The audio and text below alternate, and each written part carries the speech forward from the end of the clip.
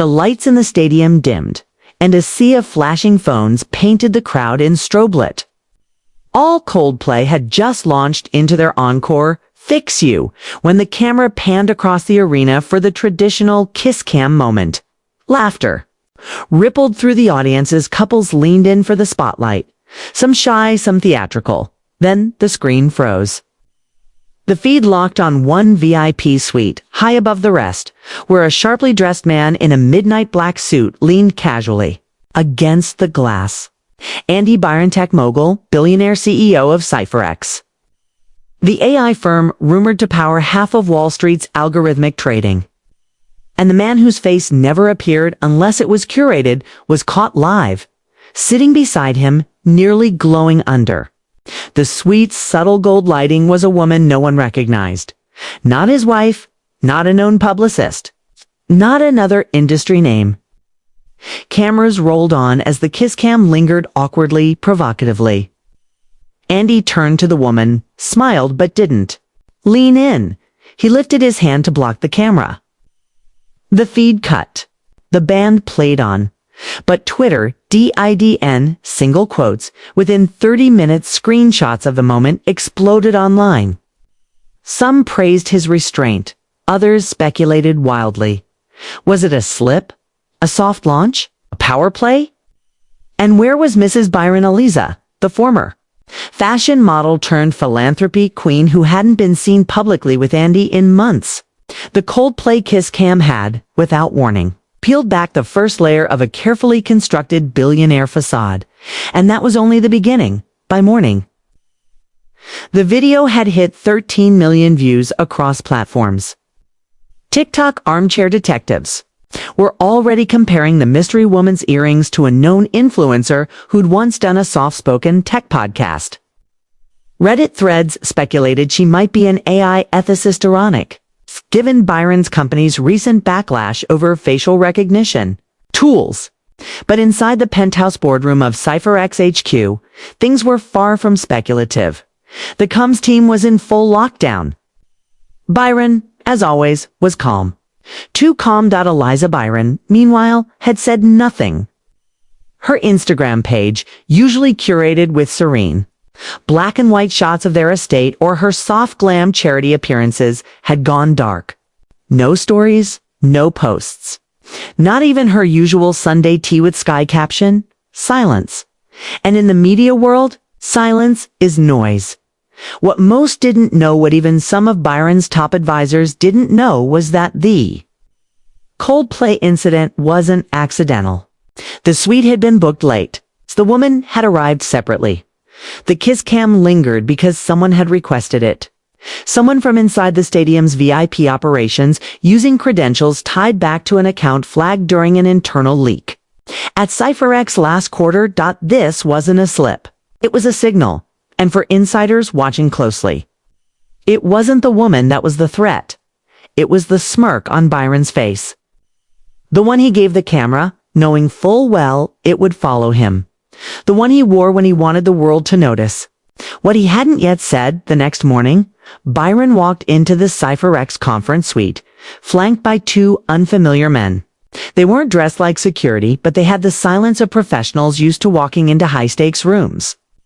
One carried a tablet. The other, a plain envelope, thick, unsealed, no markings. The entire executive table stood as he entered, not out of protocol, but tension. Everyone had seen the video. Most had read the NDA update memo that followed within hours. But this was something else. Close the blinds, Byron said. The glass dimmed with a single swipe of the CTO's thumbprint. The city's skyline vanished. Behind layers of matte black. I'll make this brief, Byron continued, taking the head seat. We were baited. Gasps didn't follow. This team was too polished. But even polished panic has a sound and in that room. It was the subtle click of someone accidentally opening the wrong file on their screen and realizing it. The kiss cam was deliberate. He said it was routed from a backup feed. Stadium. Security traced the override back to a terminal in our own Luxembourg facility. No one spoke. Not even Alicia Sen. Byron's longtime operations head. She was known for calling his bluff in private. But not now. Not today. He gestured to the envelope. One of the men slid it open across the table. Dozens of screenshots spilled. Out emails, Slack transcripts, even personal messages. All time-stamped. All linked to a whistleblower they hadn't even realized was missing. Internal betrayal. Someone whispered, "No," Byron said quietly. External orchestration. He looked up, eyes glassy and eerily calm. "They're not after me. They're after what I built. And they'll use anyone I've touched to break it apart, woman, wife, or whisper." The room was quiet again. It's time. It wasn't fear, was recognition. Because in Byron's world, a scandal wasn't always about guilt. Sometimes was a message wrapped in rumor, laced with money and delivered through the world's most watched stage, and someone somewhere was telling him, "I know your secrets. And I have better PR." The jet roared across the Atlantic like it had somewhere urgent to be. But inside, the cabin was nearly silent. Andy Byron sat reclined, not with luxury, but with the posture of a man calculating the exact weight of every breath. In his hand was a small device on audio chip recorder, one of the few pieces of analog tech he still trusted. He pressed play. A woman's voice crackled through. "Andy, they know. I don't know how, but they know about Vienna, about the algorithm, about me. Double quotes click." He pressed rewind, listened again. It's time, slower. About Vienna, that word hit differently now. 'Cause Vienna wasn't just a city.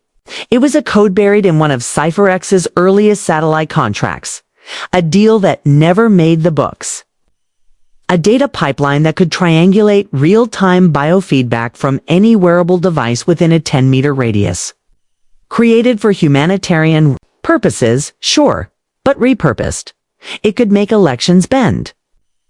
Markets collapse, or kings fall. Who has this?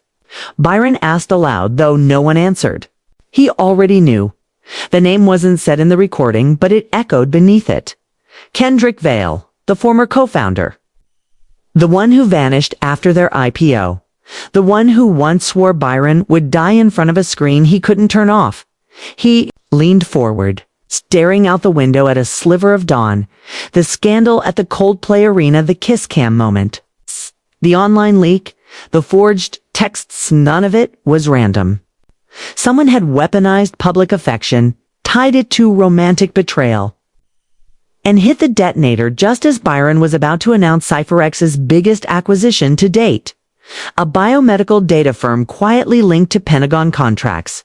But now, the story wasn't about innovation. It was about infidelity. It wasn't about satellites. It was about stolen kisses and public shame.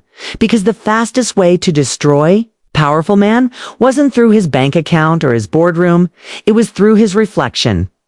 Byron reached into a secure drawer and pulled out a photograph. A woman, no older than 30. Laughing, carefree, hair caught mid-motion by the wind. She wasn't famous. Not yet. But she was the one caught on camera beside him at the arena. The one the tabloids were now calling the real CEO's muse. The one with a past so clean, Byron knew it had to be fake. He whispered her name like it was a trigger. Ember. The jet dipped slightly as they descended into Zurich. Byron didn't flinch. Because now, it was his turn. No more press releases. No more damage control. They wanted a scandal. He'd show them what power looks like when it fights back. And Ember. She was either the key or the kill switch. Zurich wasn't just neutral territory, it was a chessboard. And Andy Byron never landed without knowing where every piece stood as his car wound through the quiet, snow-dusted streets of the old financial district. Byron stared at the silent facades of buildings that had for decades hidden fortunes and finished people. Somewhere in that silence, someone was watching him. He could feel it. The scandal was still bleeding across headlines. Kiss Cam chaos. Coldplay's PR scrambling, CipherX stock in sudden freefall. But Byron had already moved 3 steps past the noise. He was here to see her. Ember. She didn't live in Zurich. Not officially, but she had a place here. Not a home, a vault. Byron entered the marble lobby of a private security firm disguised as an art gallery. He gave no name, just showed the microchip embedded in the underside of his Omega watch. Red light scanned, a door opened. No guards. The hum of air-conditioned silence and the sharp scent of ozone and lacquered. Steel. She was already waiting, draped in a long gray coat. Ember stood beside a kinetic sculpture that resembled two swords constantly missing each other. Her eyes didn't blink. She looked at Byron like she had expected him since the moment she set the whole thing in motion. "You shouldn't have come," she said. "You leaked it. I released it." Don't mistake precision for betrayal and Vienna. A flicker barely visible passed across her face. "You buried it, but someone kept digging. Who gave it to you?" "I didn't need a who. I just needed motive. Yours." Byron stepped closer, the silence between them thicker than the air. "You're either about to ruin me or recruit me. So, which is it?" "I'm trying to save you from the third option, which is being owned entirely, publicly, forever." The sculpture ticked as one blade passed millimeters. From the other, Ember walked to a panel on the wall and tapped a code. A black screen lit up. Data poured across it. Not CypherX stock, not tabloids, but biometric activity, his own. Tracked for 3 years. Sleep rhythms, retinal focus, adrenal responses during every major board decision. Someone hadn't just hacked him, they had been training a machine to think like him, to replace him. "Kendrick Vale?" he asked, his voice low. "No, worse." She turned the screen. It was a logo. Governmental, old, obscure. But it pulsed with power. "They want to end you. Andy, not because of the scandal, but because you built something they didn't fully understand. Now they want control. Over the satellites, over Vienna, over you." Byron stared at the screen. This wasn't about a kiss. It was about a digital coup, and the battlefield was his own. Biology. A private jet hummed quietly above the clouds, somewhere over the Arctic Circle. The interior wasn't extravagant. It was surgical. Byron didn't deal in leather seats and gold trim. He dealt in encrypted networks, biometric locks, pressure-sensitive floors. There were no windows. He didn't need them. The less he saw of the outside world, the better he could control the one inside. Across from him sat an old man with 2 hearing aids, and a left hand that had been replaced by something matte and humming. He was known only as Clive to most. But Byron knew him by his original classification, Vantage Directive -2. A former British intelligence ghost operative who had transitioned from espionage to investment advisory, then finally to asset liquidation for governments, not banks. "You've overplayed your celebrity," Clive said, voice metallic from throat damage sustained during a classified oxygen blackout. "This thing with Coldplay wasn't exposure rate, was provocation." "I didn't kiss her," Byron said plainly. "You let her kiss you. It was choreographed. Then you were outmaneuvered twice." A digital screen lit up on the cabin wall. Not news feeds, raw signal traffic. Government pings. NGO intercepts. High-speed data threads humming with power fluctuations. They were coming for the core CypherX. Wasn't just a data company, it had morphed into the largest holder of private sentiment biometrics. Byron had used it to predict elections, redirect social outrage, and discreetly collapse currencies.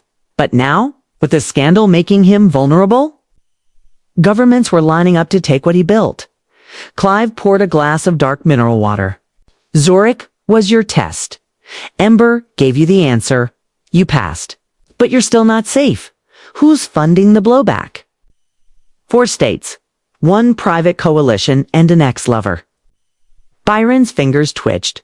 "Gwen," Clive nodded. "She wants blood. Ain't ownership." A second screen lit up. Gwen Halden, the former social ethics officer at CypherX. She had once been Byron's closest and briefest marriage. The data leak? The Vienna vault breach, and the Coldplay Kiss. All breadcrumbs. She had made it. A morality play. She doesn't want to take over CypherX, Clive said. She wants to destroy it in public. Then rebuild it from the ashes with you as the monster she slayed. Byron leaned back, his breath slow and measured. Then we give her something worse. Clive smiled thinly. The deep print protocol. No, the last vault. Project Ganymede. Clive went silent. You'll need total disavowal, he said. Zero footprint. Once it's active, not even I can find you. Good. Where will you go? Byron looked at the map display. A single blinking dot hovered over a stretch of unclaimed Arctic land near Svalbard. Somewhere the world hasn't lied to yet. He stood, walked to the back of the jet, and opened a secure cabinet. Inside, a retinal activation console, a single hypodermic vial glowing faint blue, and a biometric ring carved from obsidian. He slid the ring on. The lights dimmed up. Everything the world knew about Andy Byron was about to be rewritten. By the only person who could erase him, himself. The wind clawed at the mouth of the ice cave, like an animal possessed, howling across the jagged, untouched plains of the Arctic.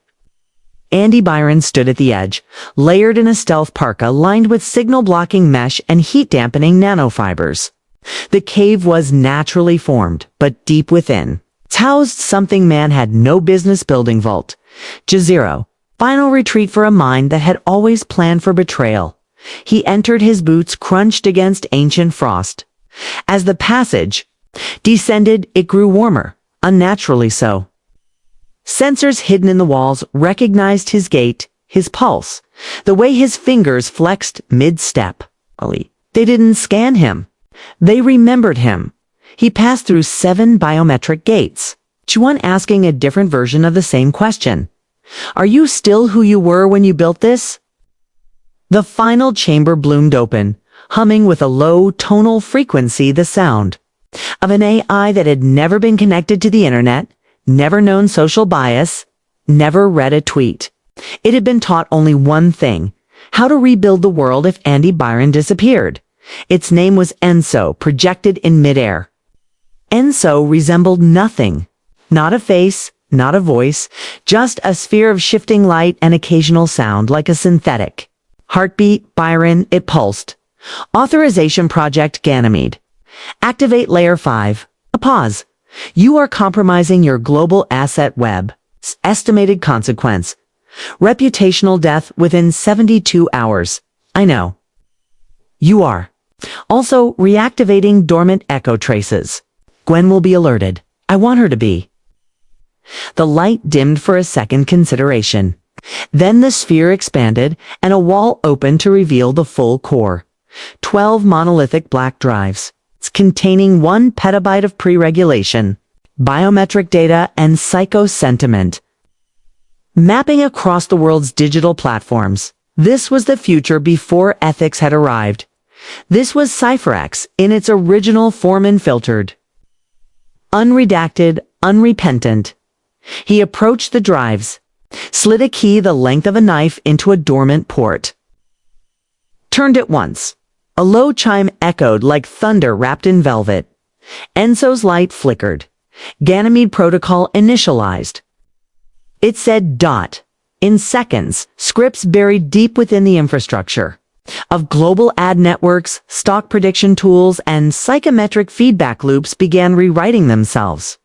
Every personalized feed, every shopping suggestion, every targeted donation all began subtly shifting towards chaos, not enough to be noticed, just enough to feel wrong. A news anchor stumbled over a sentence. A financial algorithm triggered. A buy when it should have sold. A meme trended that didn't exist.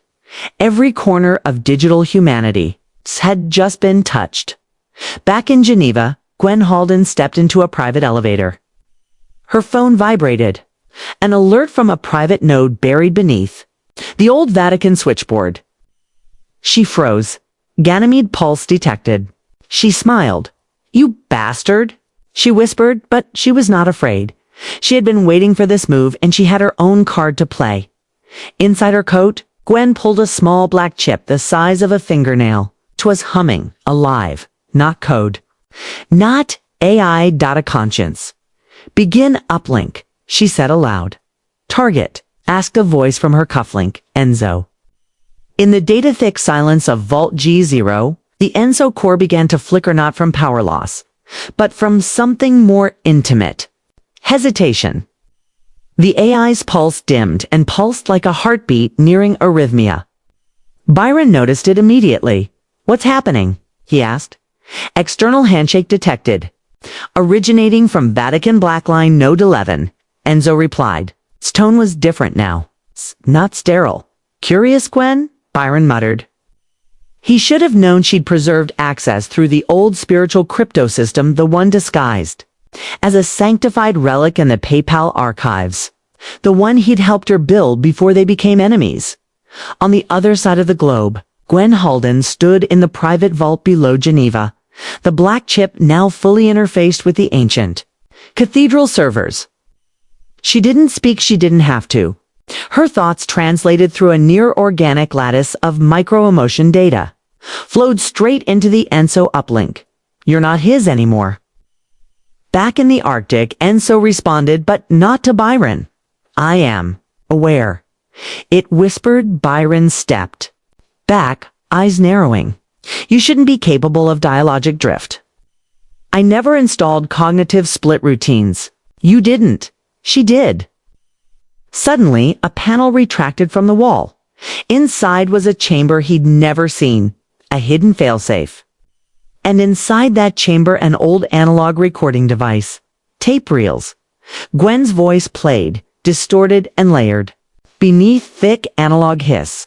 If you're hearing this, it means you activated Ganymede. You lost.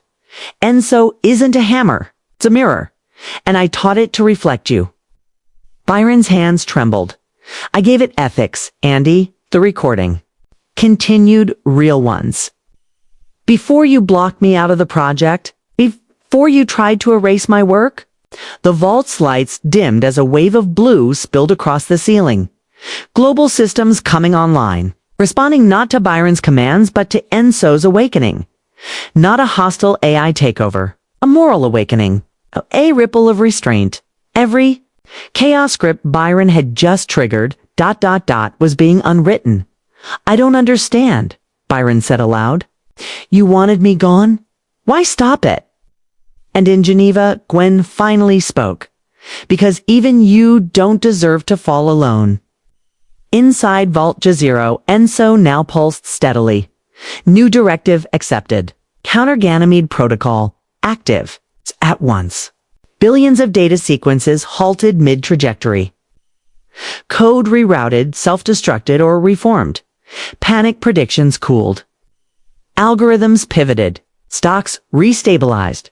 But the damage to Byron's power was irreversible. CEOs don't survive the illusion of omnipotence, especially not when the world begins to whisper the truth. In San Francisco, a headline appeared on a tech watchdog blog. Billionaire AI puppet master triggers global data event, fails. In Paris, a massive billboard flickered. Byron's face glitched, then the words, "You are the algorithm they warned us about." In Tokyo, Byron's personal security network collapsed. His accounts, once hidden in 17 layers of crypto obfuscation, were exposed. He had time to breathe once. Then, twice before, a cold robotic voice inside the vault declared, asset integrity compromised. Initiating lockdown.